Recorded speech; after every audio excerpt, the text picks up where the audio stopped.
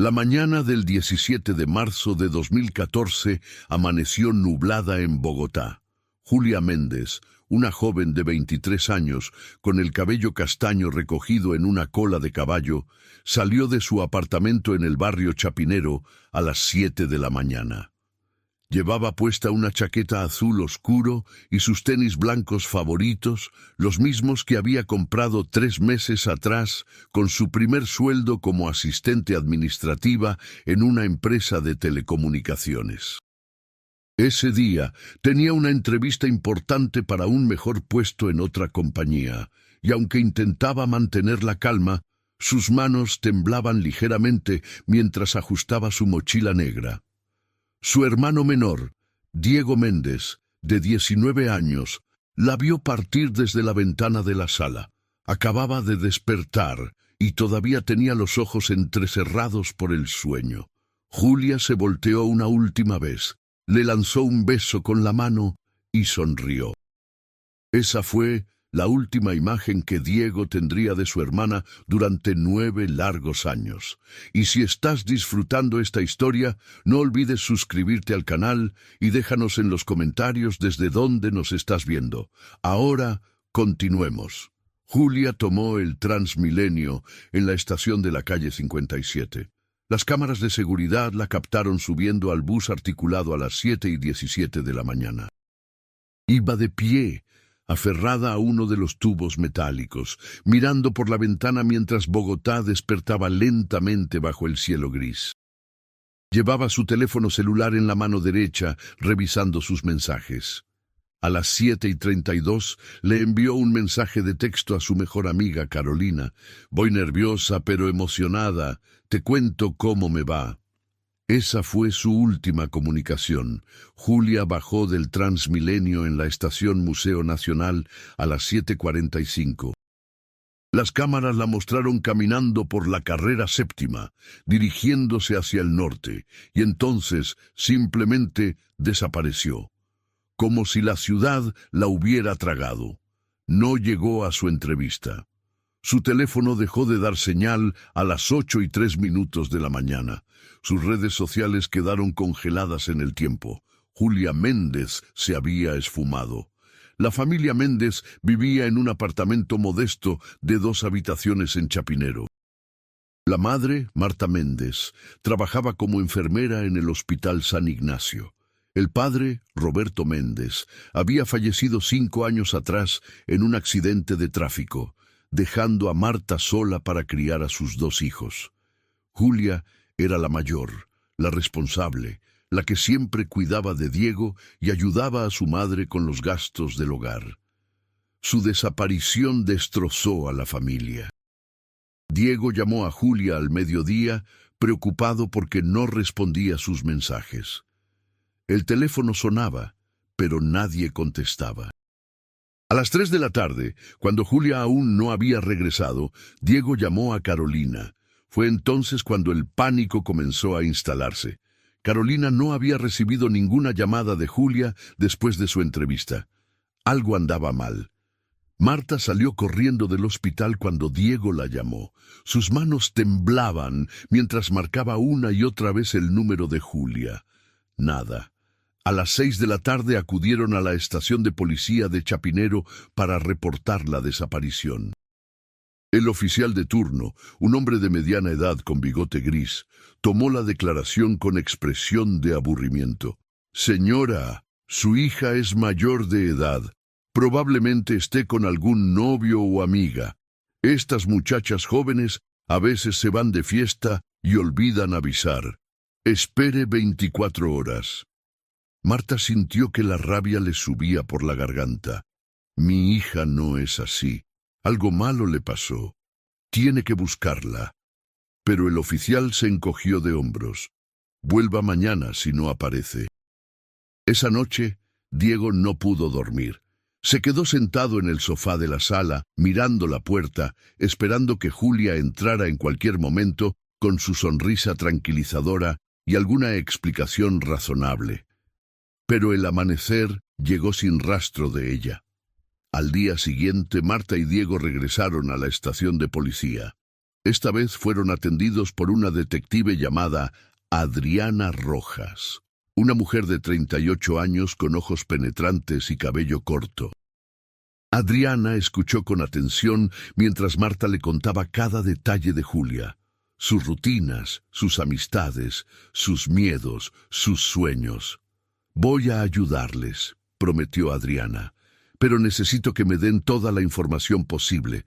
¿Julia tenía novio? ¿Algún problema con alguien? ¿Deudas?» Diego negó con la cabeza. Julia era reservada, salía poco, se la pasaba trabajando o estudiando. Estaba ahorrando para terminar su carrera de administración de empresas. Adriana comenzó la investigación revisando las cámaras de seguridad. Confirmó que Julia había bajado del Transmilenio y caminado por la carrera séptima. Pero después de pasar frente a una tienda de ropa, simplemente desaparecía del campo visual de las cámaras. La detective entrevistó a comerciantes de la zona, pero nadie recordaba haber visto a Julia esa mañana. El caso se complicó cuando la policía revisó el teléfono de Julia. Su última ubicación había sido en la carrera séptima con calle 28, a 5 cuadras de donde debía tener su entrevista. Adriana visitó el lugar personalmente. Era una zona transitada, llena de oficinas, restaurantes y tiendas. ¿Cómo podía alguien desaparecer en pleno día sin que nadie viera nada? Las semanas se convirtieron en meses. Marta y Diego pegaron carteles por toda Bogotá con la foto de Julia. Desaparecida. Julia Méndez, 23 años. Si la han visto, por favor comuníquense. Los carteles se empapaban con la lluvia constante de la ciudad y se despegaban de los postes. La desesperación de la familia crecía con cada día que pasaba. Diego dejó de ir a la universidad. No podía concentrarse en sus clases de ingeniería cuando su hermana estaba desaparecida. Pasaba sus días buscando en Internet, revisando foros sobre personas desaparecidas, llamando a hospitales y morgues. Marta perdió peso dramáticamente.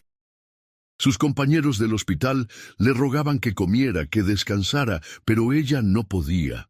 ¿Cómo podía descansar cuando su hija mayor estaba perdida en algún lugar? Carolina, la mejor amiga de Julia, también se sumergió en la búsqueda.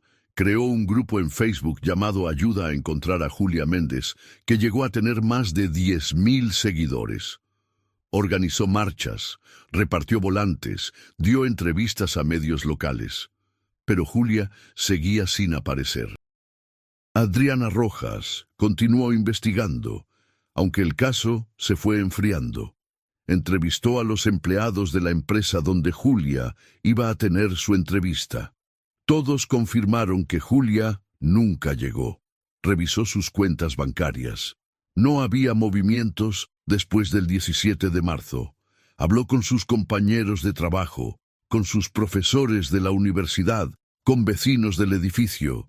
Nadie sabía nada. Julia Méndez se había convertido en un fantasma. Un año después de la desaparición, en marzo de 2015, la familia organizó una vigilia en el Parque Nacional. Decenas de personas se reunieron con velas encendidas, caminando en silencio, rogando por respuestas. Diego habló frente a la multitud, su voz quebrándose. «Julia, si estás viendo esto, si me puedes escuchar, por favor vuelve a casa. Te extrañamos, te necesitamos». Pero no hubo respuesta, solo el silencio de la noche bogotana. Los años pasaron con una lentitud tortuosa. Diego finalmente regresó a la universidad en 2016, forzándose a continuar con su vida, aunque una parte de él hubiera quedado congelada el día que Julia desapareció. Se graduó de ingeniero en 2018, pero no sintió alegría en su ceremonia de graduación. Julia debería haber estado allí, aplaudiendo, tomando fotos, diciéndole lo orgullosa que estaba de él. Marta se aferró a su fe. Iba a misa todos los domingos, encendía velas por Julia, rezaba el rosario cada noche. Había envejecido 10 años en solo 3.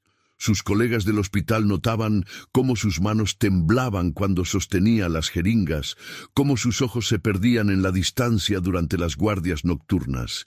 Carolina nunca dejó de buscar. Aunque se casó en 2017 y tuvo un bebé en 2019, seguía manteniendo activo el grupo de Facebook. Publicaba actualizaciones, compartía información sobre otras personas desaparecidas. Mantenía viva la memoria de Julia. Adriana Rojas fue transferida a otro departamento en 2016, pero nunca olvidó el caso de Julia Méndez. Era uno de esos expedientes que te persiguen, que te despiertan en medio de la noche, preguntándote qué detalle pasaste por alto, qué pista no seguiste.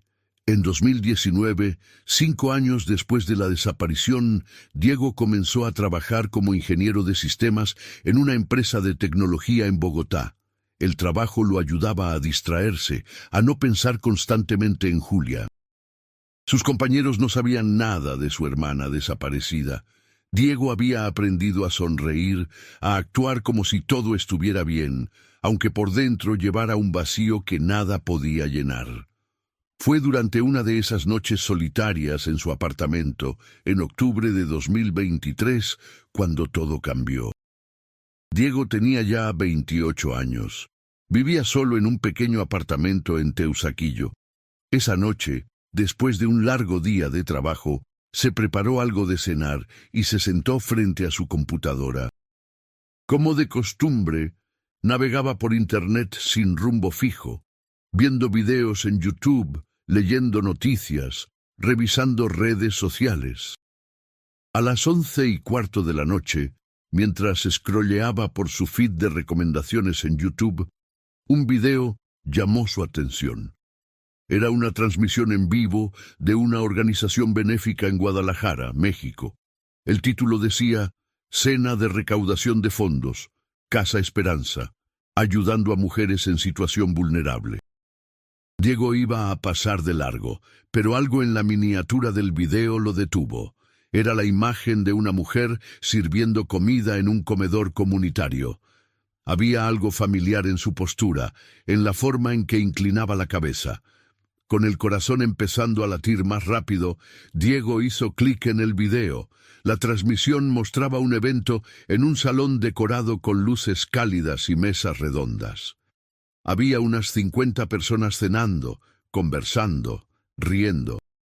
La cámara se movía entre los asistentes, mostrando a voluntarios sirviendo comida, a organizadores dando discursos sobre el trabajo de la fundación. Diego estaba a punto de cerrar el video cuando la cámara enfocó a una mujer que estaba limpiando una mesa en el fondo del salón. El tiempo se detuvo. La mujer tenía alrededor de 30 años. Llevaba el cabello castaño recogido en un moño. Vestía una blusa blanca sencilla y jeans oscuros. Y aunque habían pasado 9 años, aunque su rostro se veía más delgado, más cansado, Diego lo supo con cada fibra de su ser. Era Julia. Sus manos comenzaron a temblar violentamente. Acercó su rostro a la pantalla, entornando los ojos, rogando no estar alucinando. La mujer giró su cabeza ligeramente y Diego vio su perfil. La pequeña cicatriz cerca de la ceja izquierda que Julia se había hecho cuando tenía 10 años al caerse de su bicicleta. La forma característica de su nariz. El lunar en el cuello. «No puede ser», susurró Diego, sintiendo que las lágrimas comenzaban a caer por sus mejillas. «Julia, Julia». Tomó capturas de pantalla frenéticamente, pausando el video una y otra vez para observar cada ángulo del rostro de la mujer. Su mente trabajaba a 1000 por hora. ¿Cómo había llegado Julia a México? ¿Por qué estaba allí? ¿Por qué no había vuelto a casa? ¿Por qué no había llamado en 9 años? Diego buscó más información sobre la fundación. Casa Esperanza era una organización sin fines de lucro ubicada en Guadalajara, que ayudaba a mujeres que habían sufrido violencia doméstica, trata de personas o abuso sexual. Ofrecían refugio, terapia psicológica, capacitación laboral y apoyo legal. Con las manos aún temblando, Diego llamó a su madre. Eran casi las 12 de la noche, pero no podía esperar.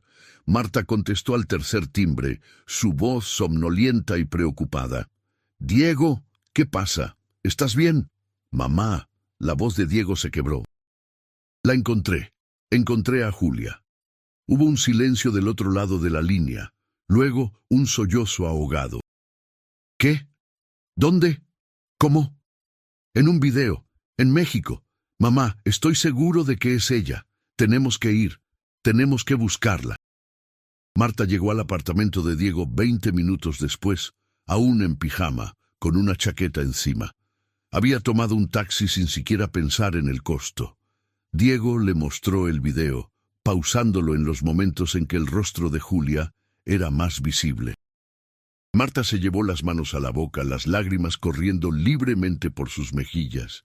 «Es ella, Dios mío, es mi niña, es Julia». Pasaron toda la noche despiertos, viendo el video una y otra vez, buscando más información sobre Casa Esperanza, planeando qué hacer. Diego contactó a Carolina, quien llegó al amanecer con los ojos hinchados de tanto llorar de emoción y angustia. A las 8 de la mañana, Diego llamó a la detective Adriana Rojas. Aunque ya no trabajaba oficialmente en el caso, Adriana había mantenido contacto ocasional con la familia a lo largo de los años. Cuando Diego le explicó lo que había encontrado, Adriana le pidió que le enviara todas las capturas de pantalla y el enlace al video. «Dame unas horas», dijo Adriana. «Voy a contactar a mis colegas en México. Esto es delicado, Diego. Si realmente es Julia, necesitamos manejar la situación con mucho cuidado. No sabemos qué le pasó, por qué está allá. Podría estar en peligro». Las horas que siguieron fueron las más largas de la vida de Diego. Se sentó con su madre y Carolina en la sala de su apartamento, tomando café tras café, revisando compulsivamente su teléfono, esperando noticias de Adriana. A las 2 de la tarde, el teléfono de Diego finalmente sonó. Era Adriana. «Hablé con la policía de Guadalajara y con un contacto en Casa Esperanza. Les envié las fotos y confirmaron que hay una mujer trabajando allí que coincide con la descripción física de Julia. Se hace llamar Ana María Soto. Llegó a la fundación hace 8 años, en 2015, sin documentos, con signos evidentes de abuso físico y trauma psicológico». Diego sintió que el aire abandonaba sus pulmones. «Abuso, Dios mío, ¿qué le hicieron?» «No tengo esos detalles todavía», continuó Adriana. «Pero Diego, necesito que entiendas algo. Si esta mujer es Julia, ha estado viviendo bajo otra identidad durante 8 años. Algo muy grave le sucedió. No podemos simplemente aparecer allá y exigir que regrese. Necesita ayuda profesional y necesitamos acercarnos a ella con mucho cuidado».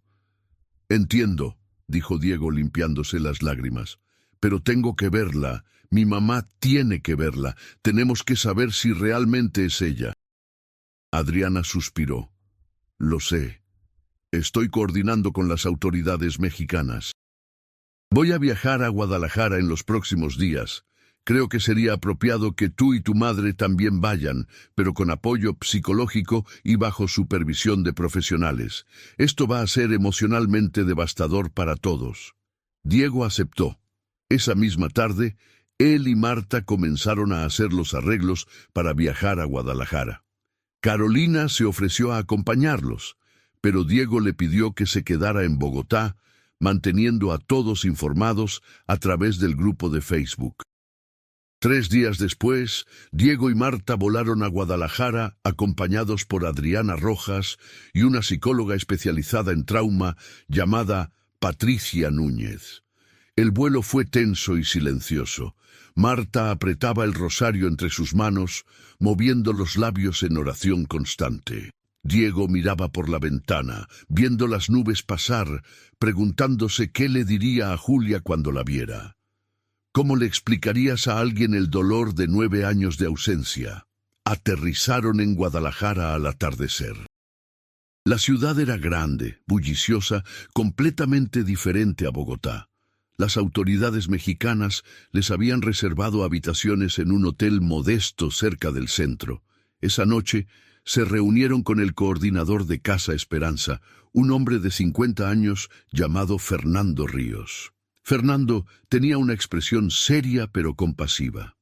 Ana María, como la conocemos nosotros, ha sido una bendición para nuestra fundación. Es callada, trabajadora, dedicada, ayuda en la cocina, limpia, organiza donaciones. Pero nunca habla de su pasado.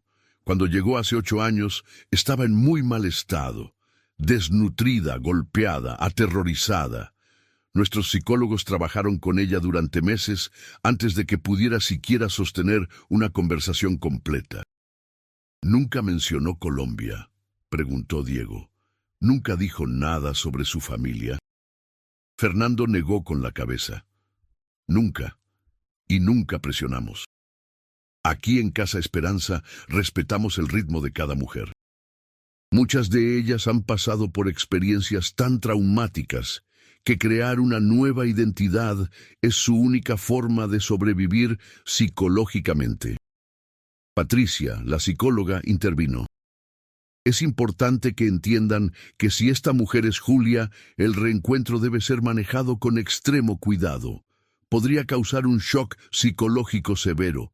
Tenemos que preparar el terreno, hablar con ella gradualmente, permitirle procesar.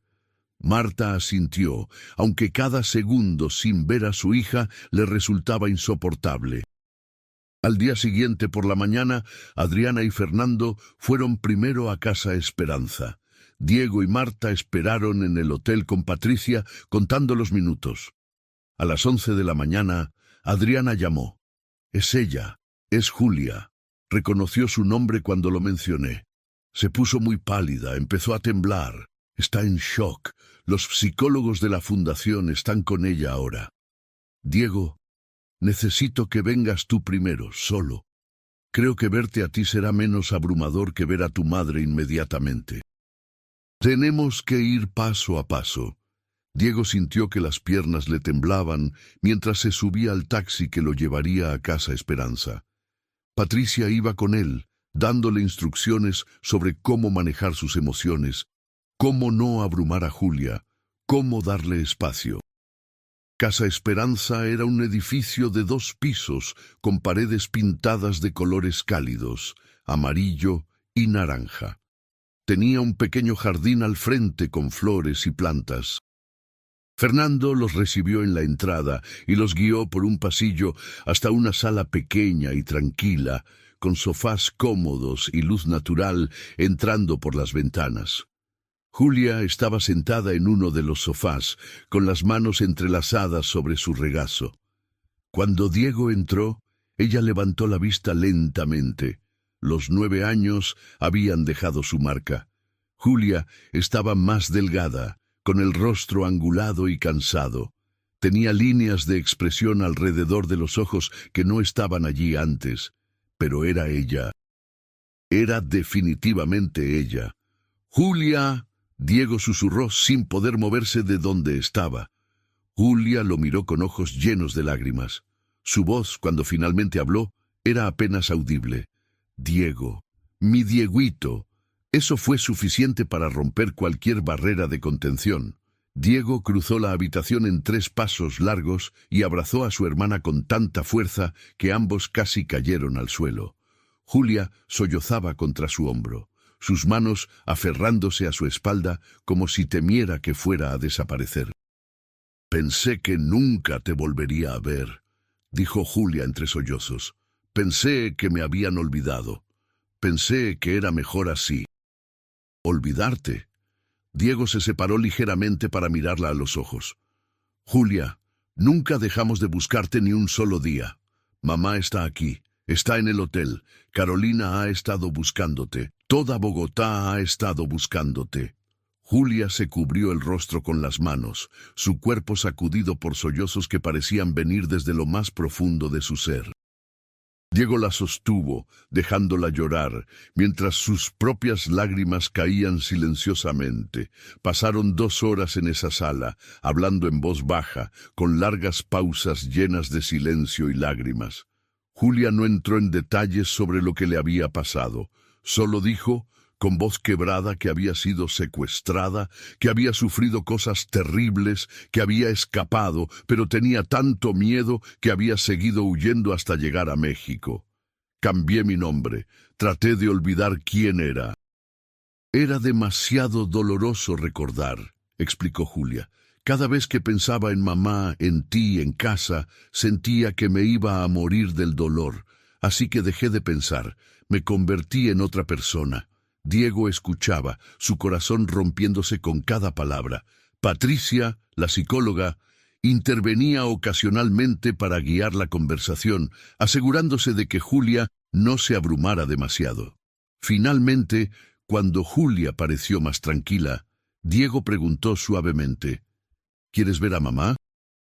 Julia cerró los ojos, respirando profundamente. Luego asintió lentamente. El reencuentro entre Marta y Julia fue devastador en su intensidad emocional. Cuando Marta entró a la sala y vio a su hija, simplemente cayó de rodillas, incapaz de mantenerse en pie. Julia corrió hacia ella y ambas se abrazaron en el suelo, llorando con un dolor y un alivio tan profundos que todos los presentes en la habitación terminaron con lágrimas en los ojos. «Perdóname, mamá», Julia repetía una y otra vez. «Perdóname por no volver. Perdóname». «No hay nada que perdonar, mi niña», Marta lloraba, acariciando el rostro de Julia como si no pudiera creer que fuera real. «Lo único que importa es que estás viva. Estás aquí. Mi bebé está aquí». Los días siguientes fueron un torbellino de emociones, entrevistas con psicólogos, declaraciones ante autoridades y muy gradualmente la historia completa de lo que le había sucedido a Julia comenzó a emerger. La mañana del 17 de marzo de 2014, Julia había sido abordada en la carrera séptima por un hombre que le preguntó si podía ayudarlo con una dirección. Mientras Julia sacaba su teléfono para buscar la ubicación en el mapa, otro hombre se acercó por detrás. Sintió un pinchazo en el cuello y luego todo se volvió negro. Cuando despertó, estaba en la parte trasera de una camioneta, esposada y amordazada. Había otras 3 mujeres con ella, todas jóvenes, todas aterrorizadas. Julia había caído en manos de una red de trata de personas que operaba entre Colombia y México. Durante semanas, Julia y las otras mujeres fueron transportadas de un lugar a otro. La mantenían drogada la mayor parte del tiempo. La golpeaban si intentaba resistirse. Las amenazaban con matar a sus familias si intentaban escapar. Julia perdió la noción del tiempo, de dónde estaba, de quién era. Eventualmente la llevaron a una casa en Ciudad Juárez, donde la forzaban a trabajar en condiciones inhumanas. Los detalles específicos eran demasiado dolorosos para compartir, incluso ahora, 9 años después. Julia había bloqueado muchas de esas memorias como mecanismo de supervivencia. Una noche, después de casi un año de cautiverio, hubo una redada policial en la casa. Había sido una operación conjunta entre autoridades mexicanas y estadounidenses contra la red de trata. En el caos, Julia logró escapar. Corrió por las calles oscuras de Ciudad Juárez sin saber a dónde ir, aterrorizada de que la capturaran nuevamente. Caminó durante horas hasta que colapsó de agotamiento cerca de una iglesia. Fue el padre Martín, un sacerdote anciano, quien la encontró al amanecer y la llevó dentro. La alimentó, le dio ropa limpia y escuchó su historia sin juzgar. Pero Julia estaba demasiado traumatizada para confiar en las autoridades. Tenía miedo de que la red la encontrara, de que lastimaran a su familia si intentaba volver a Colombia. Así que le pidió al padre Martín que no reportara nada. Él, aunque dudó, respetó su decisión y la ayudó a contactar con Casa Esperanza en Guadalajara. Julia llegó a la fundación en 2015 bajo el nombre de Ana María Soto, sin documentos, sin identidad, sin pasado. Los primeros meses fueron los más difíciles. Tenía pesadillas constantes, ataques de pánico, episodios disociativos donde perdía horas sin recordar qué había hecho. Pero lentamente, con terapia y el apoyo de las otras mujeres en la fundación, comenzó a sanar. Aprendió a cocinar, a hacer repostería, ayudaba a cuidar a los niños de otras mujeres refugiadas, encontró consuelo en la rutina, en sentirse útil, pero nunca permitió que nadie se acercara demasiado. Nunca habló de su familia, de su vida anterior. Era demasiado doloroso. Y siempre estaba el miedo, latente, de que si alguien descubría quién era realmente, la red la encontraría. Cada día pensaba en ustedes, le dijo Julia a Diego y Marta mientras cenaban juntos en un restaurante tranquilo de Guadalajara. Cada día quería llamar, quería escribir, pero tenía tanto miedo, y cuanto más tiempo pasaba, más imposible parecía. ¿Cómo explicar 9 años? ¿Cómo volver como si nada hubiera pasado? Marta tomó la mano de Julia a través de la mesa. No tienes que explicar nada. Lo que pasó no fue tu culpa. Fuiste víctima de personas terribles, pero sobreviviste. Eres fuerte, mi niña. Siempre lo has sido. Diego agregó con voz firme.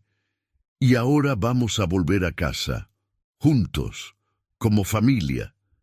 Pero el camino de regreso no sería tan simple. Julia tenía miedo de volver a Colombia. ¿Y si la red todavía la buscaba? ¿Y si ponía a su familia en peligro? Adriana Rojas le aseguró que trabajaría con las autoridades colombianas para garantizar su seguridad, que la red había sido desmantelada en gran parte gracias a operaciones internacionales en los últimos años. Pero el miedo de Julia era comprensible y muy real. Patricia, la psicóloga, sugirió que Julia continuara su terapia de manera intensiva antes de tomar cualquier decisión sobre regresar a Colombia. Ha hecho un progreso increíble aquí en Casa Esperanza. Pero volver a Colombia significará enfrentar lugares, memorias y personas que podrían desencadenar traumas. Necesita estar preparada mental y emocionalmente. Así que se estableció un plan. Julia continuaría en Guadalajara durante 3 meses más, asistiendo a terapia diaria con especialistas en trauma. Marta y Diego regresarían a Bogotá para preparar todo, hablar con la policía, informar a amigos y familiares, preparar el apartamento. Y luego, en enero de 2024, Julia volvería a casa. Esos 3 meses fueron difíciles para todos. Diego y Marta hablaban con Julia por videollamada todos los días. Ver su rostro, escuchar su voz, saber que estaba viva y a salvo, era a la vez un milagro y una tortura, porque no podían estar físicamente con ella. Carolina organizó una conferencia de prensa en Bogotá para anunciar que Julia había sido encontrada. La noticia se volvió viral inmediatamente. El grupo de Facebook explotó con mensajes de alegría, alivio y apoyo. Los medios de comunicación cubrieron la historia extensamente. La familia Méndez se convirtió en símbolo de esperanza para miles de otras familias que tenían a seres queridos desaparecidos. Pero también hubo reacciones negativas. Algunos comentaristas en redes sociales cuestionaban por qué Julia no había contactado a su familia en 9 años. Había acusaciones crueles, insinuaciones de que tal vez había decidido irse voluntariamente. Marta y Diego ignoraron esos comentarios lo mejor que pudieron, enfocándose en lo único que importaba: traer a Julia a casa. En enero de 2024, acompañada por Patricia y Fernando de Casa Esperanza, Julia abordó un avión con destino a Bogotá. Diego y Marta la esperaban en el aeropuerto El Dorado, junto con Carolina y un pequeño grupo de amigos cercanos. Cuando Julia cruzó las puertas de llegadas internacionales, el grupo estalló en aplausos y lágrimas. Julia llevaba una maleta pequeña con todas sus pertenencias. Vestía jeans y una blusa sencilla. Su cabello estaba recogido en una cola de caballo, igual que la última vez que Diego la había visto 9 años atrás. Pero su rostro era diferente. Había una madurez allí, cicatrices invisibles pero profundas. Y también había algo más, determinación. El regreso a casa fue abrumador. Julia lloró cuando vio el apartamento, cuando entró a su antigua habitación, que Marta había mantenido exactamente igual durante todos esos años. La cama con el edredón de flores, el escritorio con sus libros de universidad, las fotos en las paredes, todo congelado en el tiempo, esperándola. «No puedo creer que guardaste todo», dijo Julia, tocando suavemente sus libros. «Nunca perdí la esperanza», respondió Marta simplemente. «Siempre supe que volverías». Las primeras semanas fueron difíciles. Julia tenía insomnio severo. Los ruidos de la ciudad la asustaban. A veces sufría flashbacks en medio de actividades cotidianas. Pero continuó con su terapia, ahora con una psicóloga en Bogotá, recomendada por Patricia. Diego tomó tiempo libre del trabajo para estar con Julia. Cocinaban juntos, veían películas, salían a caminar por el parque. Lentamente, muy lentamente, Julia comenzó a reconectarse con su vida anterior. Carolina la visitaba casi diariamente. Al principio, las conversaciones eran difíciles y llenas de silencios incómodos. Pero gradualmente, las dos amigas encontraron su ritmo nuevamente. Carolina le presentó a su esposo y a su bebé. Julia lloró de alegría, sosteniendo al pequeño en sus brazos. «Pensé que había perdido todo», le dijo Julia a Carolina una tarde, mientras tomaban café en un café de Chapinero. «Mi familia, mis amigos, mi futuro. Pero estoy aquí. Sobreviví. Y voy a recuperar mi vida, paso a paso». Y eso fue exactamente lo que hizo. Julia se inscribió nuevamente en la universidad para terminar su carrera de administración de empresas. Los primeros días fueron intimidantes, rodeada de estudiantes 10 años más jóvenes que ella. Pero Julia perseveró. También comenzó a trabajar como voluntaria en una organización en Bogotá que ayudaba a víctimas de trata de personas. Usar su experiencia para ayudar a otras mujeres le dio un sentido de propósito que no había sentido en años. En abril de 2024, Julia dio su primer testimonio público sobre su experiencia. Fue en un evento organizado por la Fiscalía Colombiana sobre trata de personas.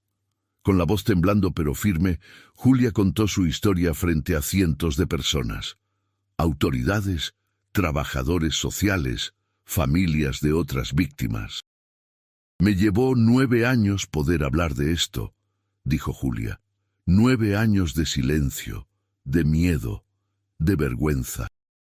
«Pero quiero que otras víctimas sepan que no están solas, que no es que pueden sobrevivir y reconstruir sus vidas. Yo soy la prueba viviente de eso». El salón estalló en aplausos. Marta y Diego, sentados en la primera fila, lloraban de orgullo. Adriana Rojas, quien había asistido al evento, se acercó a Julia después. «Estoy muy orgullosa de ti. Has recorrido un camino increíblemente difícil». Julia sonrió, una sonrisa genuina que iluminó su rostro. «No lo habría logrado sin ustedes, sin mi familia, sin todas las personas que nunca dejaron de buscarme». En los meses siguientes, Julia continuó su recuperación. Hubo días buenos y días malos, días en que sentía que había progresado enormemente y días en que los fantasmas del pasado la acechaban, pero nunca se rindió. En agosto de 2024, Julia conoció a Andrés, un psicólogo que trabajaba en la misma organización donde ella era voluntaria. Andrés tenía 35 años, era amable y paciente. Respetaba el espacio de Julia, nunca presionaba. Lentamente, una amistad se desarrolló entre ellos. Y luego, muy gradualmente, algo más. Diego bromeaba diciendo que finalmente Julia había encontrado a alguien que podría entenderla, siendo psicólogo. Julia reía, un sonido que Marta no se cansaba de escuchar. Para diciembre de 2024, Julia había terminado su carrera universitaria. La ceremonia de graduación fue emotiva. Toda la familia estaba allí. Marta, Diego, Carolina con su familia y Andrés. Julia recibió su diploma con la cabeza en alto, sonriendo ampliamente. «Este diploma representa mucho más que una carrera terminada», dijo Julia en el pequeño discurso que le pidieron dar como estudiante destacada. «Representa resiliencia, representa esperanza, representa la prueba de que no importa cuán oscuro sea el camino, siempre hay luz al final». Ahora, en octubre de 2025, Julia tiene 34 años. Trabaja como coordinadora en una ONG que combate la trata de personas en Colombia. Se ha convertido en una voz importante en el movimiento, dando charlas en universidades, asesorando a autoridades, apoyando a sobrevivientes. Su relación con Andrés ha florecido. Aunque Julia todavía tiene momentos difíciles, Andrés la apoya con una paciencia infinita. Entiende sus miedos, respeta sus límites, celebra sus victorias pequeñas y grandes. Marta, a sus 62 años, finalmente puede dormir tranquila sabiendo que sus 2 hijos están a salvo. El peso de 9 años de incertidumbre y dolor se ha aliviado, aunque nunca desaparecerá completamente. Sigue trabajando en el hospital, pero ahora con una paz en su corazón que no había sentido desde 2014. Diego se comprometió con su novia Andrea en septiembre de 2025. Julia será su dama de honor en la boda planeada para el próximo año. La idea de estar en una boda, celebrando el amor y la vida, habría sido inimaginable para Julia hace apenas 2 años, pero ahora la idea la llena de alegría. Carolina y Julia siguen siendo mejores amigas. El grupo de Facebook que Carolina creó ahora se dedica a ayudar a encontrar a otras personas desaparecidas. Han contribuido a resolver otros 3 casos en los últimos 2 años. Y Adriana Rojas, quien nunca olvidó a la joven que desapareció en marzo de 2014, visitó a la familia Méndez en su último cumpleaños. «¿Sabes?», le dijo a Julia mientras compartían pastel de chocolate, «tu caso me enseñó a nunca rendirme, a seguir buscando incluso cuando parece imposible. Gracias por eso». Julia la abrazó. «Gracias a usted por nunca dejar de creer que había esperanza». La historia de Julia Méndez es una de oscuridad y luz, de pérdida y reencuentro, de trauma y sanación. Es un recordatorio de que las personas desaparecidas no son solo estadísticas, sino hijas, hermanas, amigas con familias que nunca dejan de buscarlas. Es también un testimonio de la increíble resiliencia del espíritu humano. Cada año, el 17 de marzo, la familia Méndez se reúne no para conmemorar el día en que Julia desapareció, sino para celebrar que sobrevivió.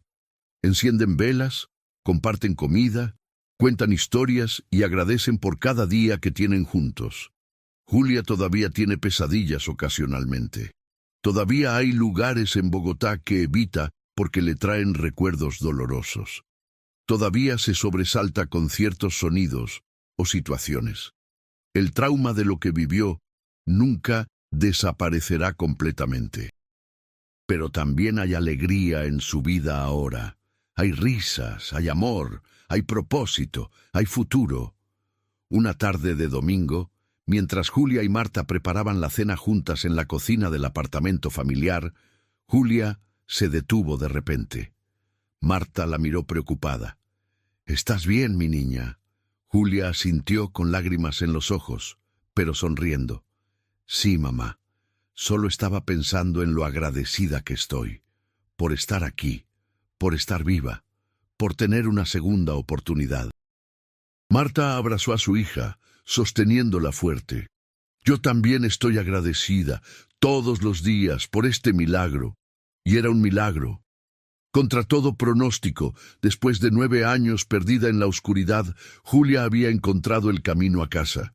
No fue fácil, no fue rápido, y el viaje de sanación continúa cada día, pero está viva, está a salvo, está rodeada de amor. Y eso, al final, es lo único que realmente importa.